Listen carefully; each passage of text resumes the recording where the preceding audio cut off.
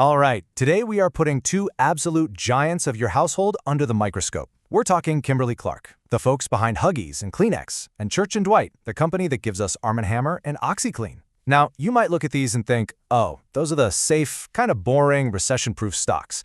But if you look closer at their latest numbers, you'll see something fascinating. They're on two completely different paths for the future. So let's just dive right in. What we've got here is a classic strategic showdown. In one corner, you have Kimberly-Clark, this massive legacy giant that's basically playing defense to protect its huge slice of the market. And in the other corner, you've got Church Dwight, the scrappy attacker, out there aggressively buying up new brands. The big question is, in this tough economy, which playbook is actually going to win? So here's how we're going to break this all down. First, we're going to look at the great divergence, that fundamental split in their game plans. Then, we'll get into the battle for the margin and see how they're fighting for profits. After that, we'll explore their two paths to growth, uncover some analysts' red flags that HDIN research dug up, and finally, we'll get to the 2026 verdict. Okay, let's get started. You'd think two companies that sell recession-proof stuff would be marching to the same beat, right? But their 2025 financial reports tell a totally different story. I mean, they're both facing the same problems: inflation, rising costs, and customers who are getting really nervous about spending. But their strategies for getting through the storm couldn't be more different. And this slide, right here, just nails the central conflict. HDIN Research has nicknamed Kimberly-Clark the Defender. They're in a defensive crouch, cutting prices, running promotions, doing whatever it takes to keep their sales volume from getting eaten alive by cheaper store brands. And then you have Church Dwight, the attacker. They are all about protecting their profit margins with these really targeted price hikes, all while hunting for new, high-growth brands to snap up. So how do these completely opposite strategies actually hold up under pressure? Well, let's look at the first big battleground, the fight for profit margins. In an economy like this, your ability to raise prices without scaring away all your customers, what we call pricing power, is absolutely everything. It's the whole ballgame. Now, what's so fascinating here is the story these numbers tell. See, on the surface, it looks like a tie. Both companies saw their gross margins drop by 1 percentage point. But the reason they dropped? Well, that's where it gets interesting. Kimberly-Clark had to cut prices, which hurt them. They made up for it by selling 2.6% more stuff here in North America. Church Dwight, the exact opposite. Their sales volume at home was flat, but they were able to successfully nudge prices up a little bit internationally. So the big takeaway for Kimberly-Clark is that their strategy came at a steep price. That extra sales volume wasn't free. To get people to buy more, they had to cut prices, and that actually led to a revenue drop in their super important baby and childcare division. Think about that. They were selling more diapers, but making less money. Church Dwight faced a totally different problem. Their surgical pricing thing worked pretty well on some products, but it completely backfired on others, especially the non-essentials. I mean, take Waterpik, for example. As they held their prices high, customers who were feeling the pinch just switched to a cheaper option, and that caused Waterpik's sales to fall, which just goes to show that even the smartest pricing strategy has a breaking point. Okay, so if you can't just keep raising prices, how do you grow your company in this slow-growth world? Well, both companies are looking for other ways to get bigger. And you guessed it, their approaches are polar opposites. One is going for a massive, company-changing deal, and the other is focused on just being more efficient. So here are the two playbooks side by side. Kimberly-Clark is trying to completely reinvent itself. They're making a huge acquisition to change the very DNA of their business, while also trying to slash costs internally. Church Dwight? They're sticking to what they know, buying growth by adding these smaller, high-growth, bolt-on brands to their collection. And when we say Kimberly-Clark's bet is massive, we're not kidding. They are forking over $6.7 billion to buy Kenvue. This isn't just adding another brand to the list. This is a high-stakes, bet-the-company kind of gamble that's meant to transform everything. And of course, it comes with a mountain of debt. Now, let's just contrast that with Church Dwight's latest move. They bought the trendy hand sanitizer brand, Touchland, for an initial payment of $656 million.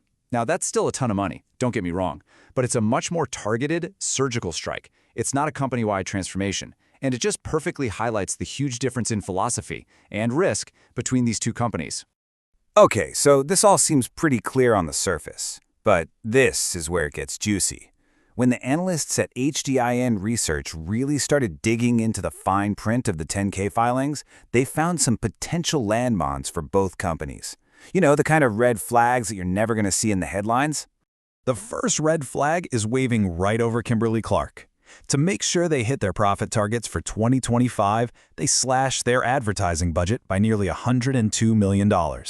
Now, as HDIN points out, cutting your advertising at the exact same time your customers are looking for cheaper alternatives is, well, it's a really dangerous gamble that could seriously damage your brand for years to come. Now for Church Dwight's red flag. But to really get it, we need to quickly understand a little piece of financial jargon called contingent consideration. Just think of it like a performance bonus. When Company A buys Company B, they might say, hey, we'll pay you an extra chunk of cash later, but only if the business you sold us hits certain sales goals. And here's why that matters. Church Dwight could owe the original owners of Touchland a $159 million bonus if the brand hits its 2025 sales targets. This creates a massive incentive to hit that number, no matter what. And that could lead to a really sketchy practice called channel stuffing. That's when you force a ton of product onto your distributors right at the end of the year just to book the sale, even if that product is just sitting in a warehouse, not actually being bought by real customers. And there's another big risk for Church Dwight we got to talk about, and it involves another bit of jargon: goodwill impairment. So when a company buys a brand, they usually pay more than its physical stuff is worth, right? That extra value is called goodwill. But if that brand doesn't perform like they thought it would, the company has to admit they overpaid. They do that by taking a write-down, which is a direct hit to their profits. And this is where the alarm bells start ringing, loudly. According to the audit, the value of Church Dwight's Waterpik brand is on seriously thin ice. Its fair value is now only 17% higher than what it's listed for on the books. Just 1 year ago, that safety cushion was 35%. If Waterpik's performance keeps sliding, Church Dwight could be facing a massive write-down, maybe hundreds of millions of dollars.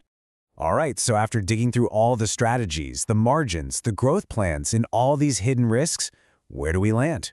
It is time for the final verdict, based on the HDIN research analysis. In this epic showdown between the defender and the attacker, who actually comes out on top for 2026? The bottom line here is that neither company has an easy road ahead. Kimberly-Clark's defensive game of cutting prices, well, it's putting a ton of strain on its brands and its profitability.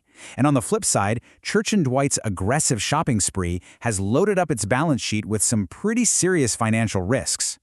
So if you only remember 3 things from all this, make it these. Number 1, Kimberly-Clark's profit quality is low.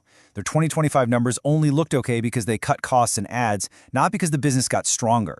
Number 2, Church Dwight's balance sheet is risky. You got to keep a close eye out for potential Waterpik write-down and any funny business with Touchland sales numbers. And number 3, it really all boils down to efficiency versus acquisition. K&B is betting on internal savings to survive, while CHD is betting on new brands to thrive. Now look, we've really just scratched the surface here. If you want to dive way deeper into the numbers and get the full detailed analysis of the 10K filings, you can find the complete report that we used for this explainer over on the HDIN research website. And that brings us to our final question for you. In a really shaky economy, which strategy do you think is the smarter long-term bet? Is it the defensive play, defending your market share no matter what, even if it crushes your profit margins? Or is it the offensive move, buying growth even if it comes with a high price tag and a lot of financial risk? This is the fundamental choice that's going to separate the winners from the losers.